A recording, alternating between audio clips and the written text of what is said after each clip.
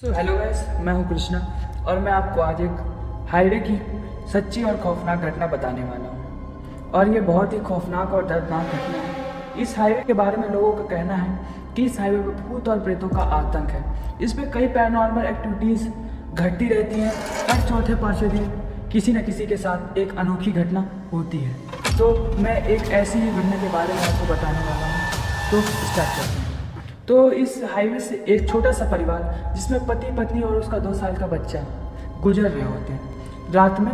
और तकरीबन एक पेड़ के नीचे इनकी कार खराब हो जाती है और फिर वो आदमी उतरता है और अपनी कार का बोनट खोलता है। जैसे ही वो देखता है रेडिएटर में तो पूरा पानी सूख चुका होता है। तो फिर वो कार के अंदर जाता है कि उस कार में बोतलें रखी हुई थी पानी पीने की। अगर पानी पीने की बोतलों से वो रेडिएटर में पानी डाल देता है तो कुछ दूर उनकी कार आगे और चली जाएगी, पर वो सारी बोतलें कार में खाली होती हैं। तो वो वापस से आके कार में बैठ जाता है। वो डिसाइड करता है कि कोई ना कोई कार तो रात में गुजरेगी जिससे वो मदद मांगेगा और अपनी कार में थोड़ा पानी डाल के वो अपने डेस्टिनेशन पर पहुँच जाएगा। पर काफ़ी देर इंतज़ार करने के बाद उस हाईवे से कोई नहीं गुजरता है। तो वो अपनी पत्नी से कहता है, वो सारी खाली बोतलें उठाता है और अपनी पत्नी से कहता है कि तुम यहीं बैठो और कार को लॉक कर दो। मैं जब तक वापस ना आऊँ कार के दरवाजे मत खोलना, कार को अनलॉक मत करना।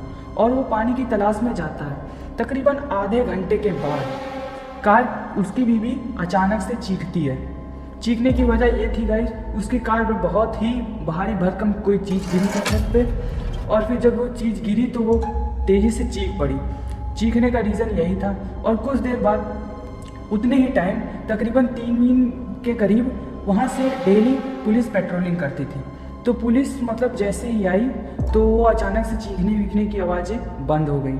और चीखने की आवाज़ें बंद हो गई तो पुलिस वाले जब तक मतलब उन्होंने देखा कि वो उसके पति की ही लाश थी। और एक खौफनाक और दर्दनाक मतलब बहुत ही डरावना और जानवर कह सकते हो, या वो क्लियरिटी नहीं दे पा रहे थे कि क्या था वो। जैसे ही वो कोई एक्शन ले पाते तब तक वो भागकर जंगल में चला गया था। और फिर उन्होंने उसकी पत्नी को ना बताते हुए उसकी पत्नी को बाहर निकलने को कहा कि आप पीछे मुड़ के मत देखिएगा, आप सीधे चलकर हमारे पास आइए, हमारी कार में बैठिए।